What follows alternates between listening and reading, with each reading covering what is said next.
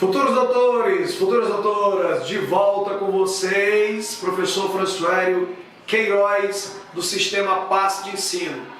Convido mais uma vez a resolvermos a questão 128 do nosso simulado. Lembrando que a questão 128 ela traz como conteúdo, como assunto, a parte de magnetização, tá? A parte do eletromagnetismo. Lembra que lá no magnetismo nós temos os momentos de analisarmos as condições magnéticas, analisarmos as fontes de campo magnético, analisarmos a força magnética e, por último, a indução eletromagnética. Então, é esse o contexto.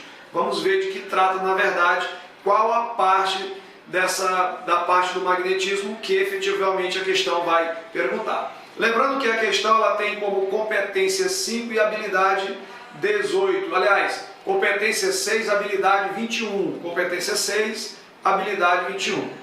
Então veja comigo aqui, ó.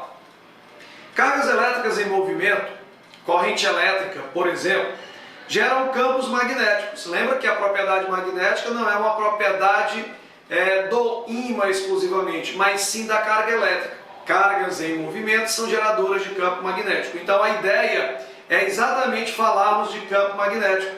E aí lembra, quando você tem as chamadas fontes de campo magnético, quem vai produzir o campo magnético é a carga em movimento, ou seja, a corrente elétrica. Então você teria o campo magnético produzido por um fio condutor retilíneo, μ0I sobre 2πd. Nós poderíamos ter o campo magnético produzido por uma espira circular, μ0I sobre 2R, é o diâmetro da espira, né? 2 vezes o raio. E nós poderíamos também ter o campo magnético produzido por um solenoide, que é uma bobina. Nós teríamos N sobre L, número de espiras por comprimento, multiplicado por μ0 vezes I. Percebam que quando você tem a fonte de campo magnético, nos três momentos, nos três casos de fonte de campo magnético, quem é o gerador do campo é a corrente elétrica. Perceberam? Ó, é a corrente fluindo no circuito que vai produzir o campo magnético. E já lhe dou uma dica. Se aparecer uma questão onde ele pergunta qual o efeito produzido pela corrente elétrica, que sempre aparecerá, qual o efeito intrínseco à corrente, qual o efeito que sempre estará fazendo parte da corrente elétrica, e esse efeito é o efeito magnético. Onde tem corrente, tem campo magnético. Então vamos para a questão, né? Eu já sei que é tudo isso, ó. Os cabos de alta tensão são rodeados por campos elétricos, dependendo da voltagem, enquanto a intensidade do campo magnético depende da corrente elétrica.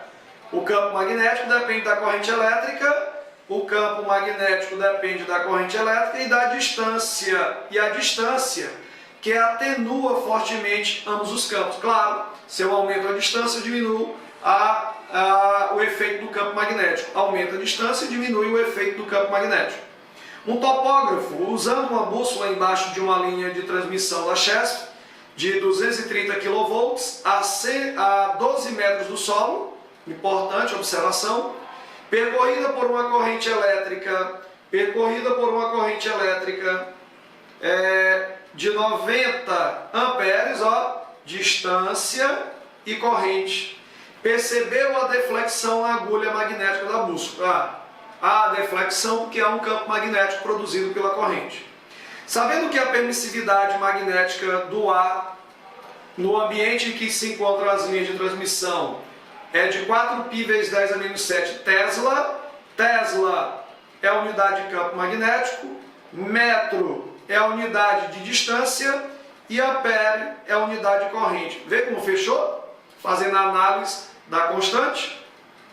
Qual é o valor aproximado do campo magnético na região onde se encontra a bússola, em virtude de uma linha de transmissão? Gente, você vai ter o campo magnético produzido por um fio condutor retilíneo, μ0I sobre 2πd.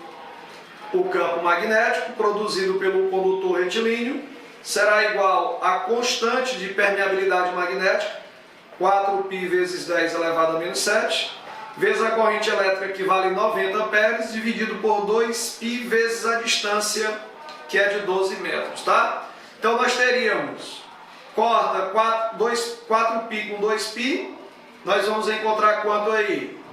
O campo magnético vai ser 4π por 2π, vai dar 2, né?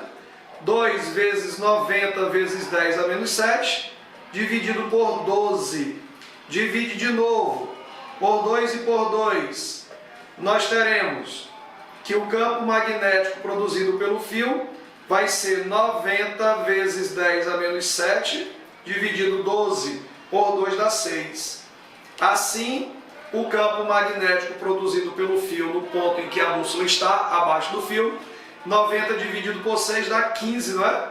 15 vezes 10 elevado a menos 7 Tesla. Tesla, unidade de campo magnético. Ou 1,5 vezes 10 a menos 6 Tesla.